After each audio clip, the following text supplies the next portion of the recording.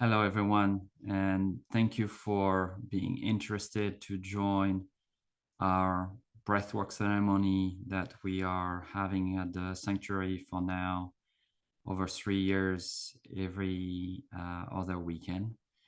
And I'm really glad you're here. And in this video, I'm going to explain a little bit more about breathwork and especially how to breathe during the ceremony, so you will have as much information to best prepare your ceremony. So first, I want to say that breathwork has been around for thousands of years. Many spiritual traditions, many even religions have been using breathwork as a way to attain altered state of consciousness in a natural way, just with the use of the breath, and to create deep healing for the body and also access wisdom that we can see and hear when we're practicing breath work. I am a practitioner for now almost 6 or 7 years, and over 3 or 4 thousand people have come to breathe with me, either in group, in person, online, or on one-on-one session. So what I'm going to share now is based on my experience of that work and all what I have seen, and also to give you the best comfort and the best tools in order to navigate what might come on during breathwork. So the first things I want to say is that breathwork is natural, meaning that we are all breathing. We are all experiencing the connection between the breath and our bodies, but because of stress and life and often trauma, our capacity to breathe has been greatly reduced. In fact, our natural breath is very often only 1/10 of the capacity of the lung. Imagine that. Only 10% of your lungs are used when you're breathing naturally. So when we're doing breath work, we're going to increase the amount of air that we're going to take. We're going to increase this intake and try to expand our lungs to their full capacity. So breathing through the ribs, breathing through the shoulder, and breathing through the belly, breathing on the sides, up and down, and backwards. So basically, we are using all the muscles of the body in order to expand that breath. So the breath we are using is called a conscious connected breath, CCB. And you might have heard about other type of breath work like holotropic breath work or pranayama. So this is different techniques than those techniques that maybe you've heard or experienced. And I want you to know how to breathe well with that conscious connected breath.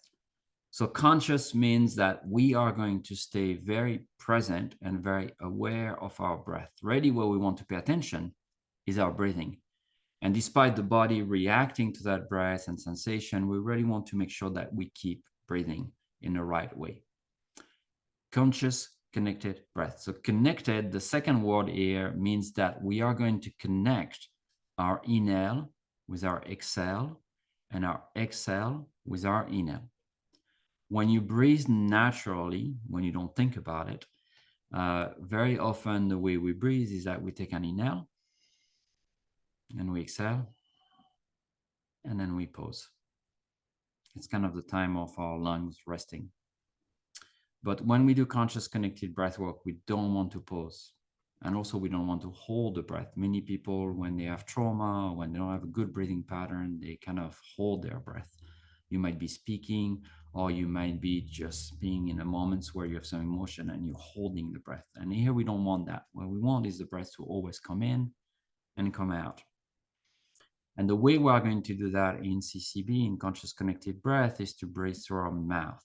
That's also different from most pranayama, which are through the nose, or other techniques that use either mouth or nostril breathing. So this is the way you are going to breathe.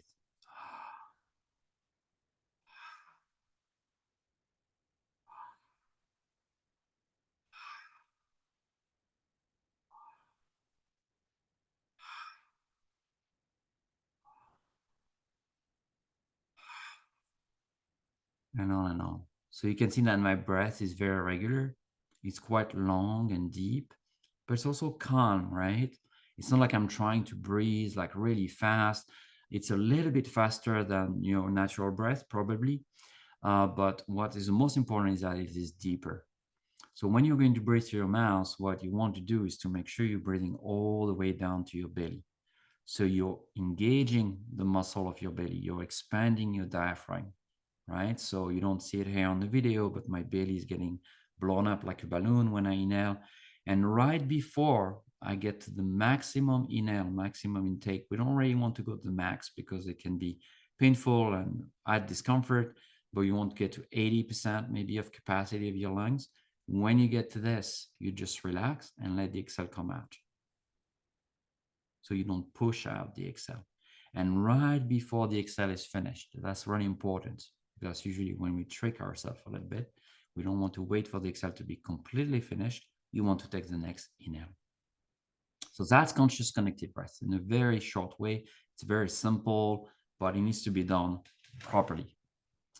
So I want to share now, once you're going to do that, what you might experience. And bear in mind that it's very different for every person.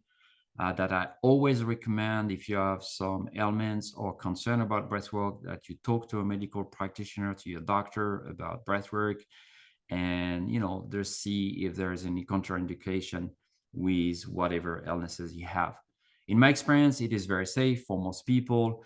There's only very few contraindication that are often bipolar syndrome or schizophrenia or things like that that can be contraindicated. But like I said, talk to your doctor and see what they think about it.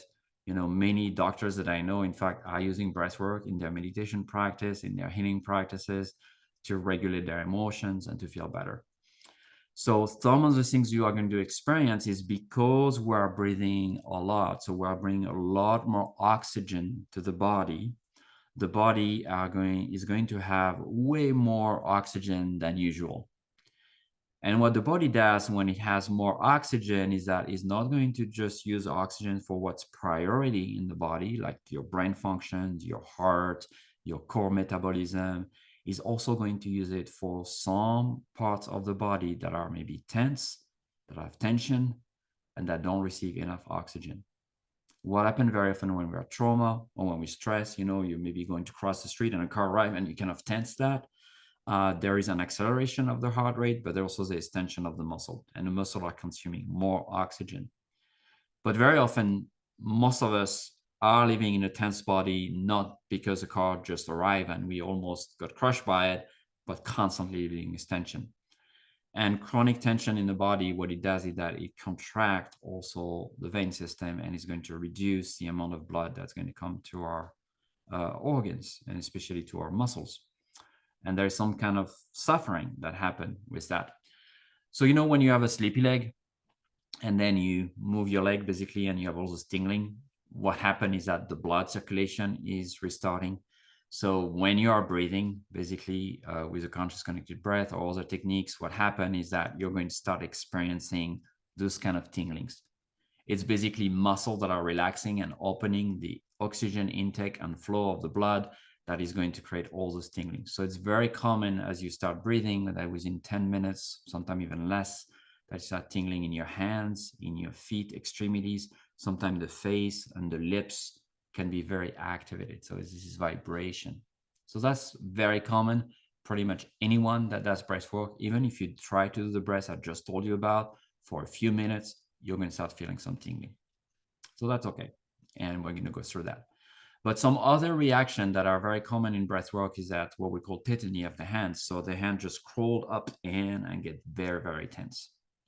My teacher said that the more we hold onto things, the more hands are getting tense. So we might hold onto stories, we might hold onto belief, we might hold onto letting go, maybe of something that needs to be gone. So that's very common. And basically that will subside and go away at the end of breath work or sometimes even during breath work. So my recommendation is when you start experiencing tensions and some pain or things in the body, that you really relax and you keep breathing into those areas where you're experiencing that. It could be in your belly, it could be in your chest, it could be in your knees, it could be in other part of the body. So just pay attention. Remember, you are your own master. You decide how much you breathe. And if you feel like you can do it or it's too much for you, just slow down your breath. Just breathe a bit less. The sensation are going to drop down. And when you feel you have more capacity, breathe again as maximum capacity.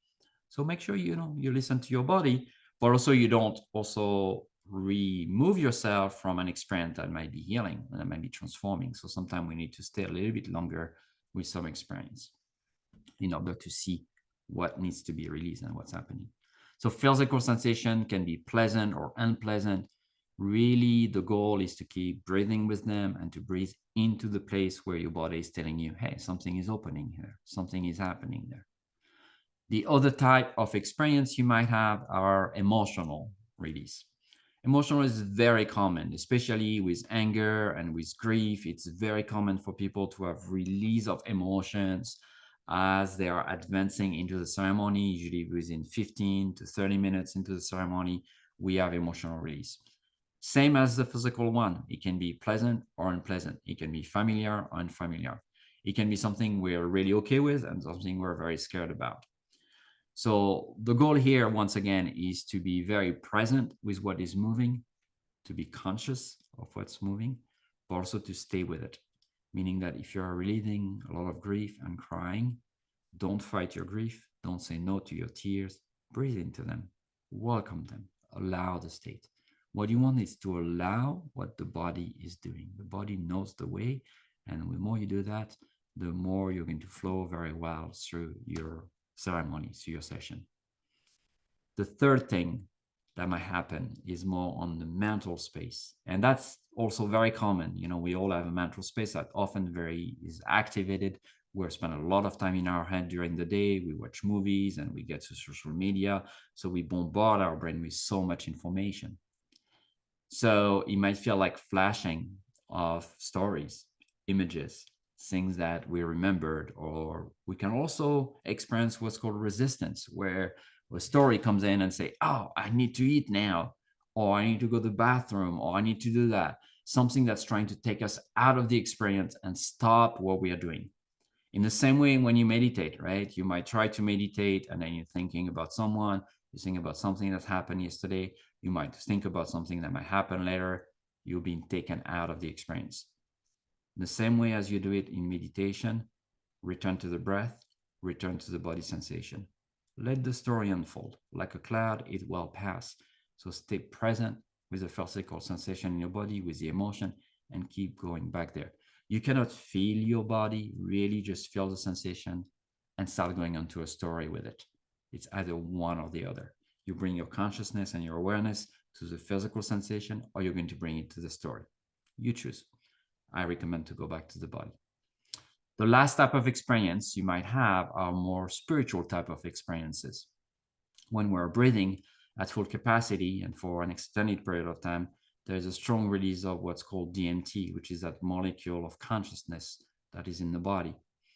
And that molecule can create or will create an altered state of consciousness that is perfectly natural. And so that can create visions like colors, shapes, sacred geometry, but also seeing ancestors, seeing people that you've known that have passed away, seeing star beings and animals, spirit animals, angels, archangel, deities, everything under the sun. Very often, most people say that during breathwork, they experience another set of consciousness and really go into profound visions, exactly like a dream, because when you're dreaming, you're releasing DMT. But the thing is that we're awake. And so we will usually remember better those visions that when we're waking up in the morning and the dream fades within a few seconds, usually coming out of breathwork, we remember those visions. Everyone I've met that I've experienced those visions said that they were very profound and they were very meaningful. So I really recommend to, pay attention to those visions. Usually you will see them and you will experience them unless it's just a physical experience sometime or emotional experience. But very often there will be some kind of components with some visions in this altered state of consciousness. And at the end of ceremony, I always give time and space for people to write down in their journal what they've seen. So I always recommend as you come into my ceremony, as you come into breathwork, to bring a journal and a pen with you, to bring some water. So when you're finished breathing, when we're coming back together to share what we experience, you have a little bit of time to write that down. Very often that guidance is what you would experience in a plant medicine ceremony or in shamanic journaling or in dreaming, right? Or maybe you're relaxing in nature and you're laying against a tree and you start daydreaming. So that's the same kind of experience. Very often people say that was a complete different way of seeing what I was looking at. Sometimes we're trying to heal something and we have a very fixed view onto it. And then breath work or shamanic practice show us the situation from a different angle. And we come back with a way to resolve and to move through whatever is heavy in our life or whatever we are struggling with. So that's it. Those are the techniques. This is what you might experience. Like I say, I recommend to really trust yourself and to take it one step at a time. Maybe your first breath work is not going to be as deep and you're going to be a bit afraid. But as you practice more, it's like meditation. The practice is going to deepen and hopefully really transform your life like it transformed mine and thousands of people that I work with. And if you have questions after ceremony, if there are things that you don't understand, I always give space in the ceremony for you to share, but you can always email me and I will take the time to answer your question. So thank you again for joining this space. I'm really looking forward to hold the space for you and with you. And I'm really looking forward to this great journey we're on when we're breathing. And yeah, I look forward to hear how it went. And I look forward to supporting you in your healing journey. Thank you.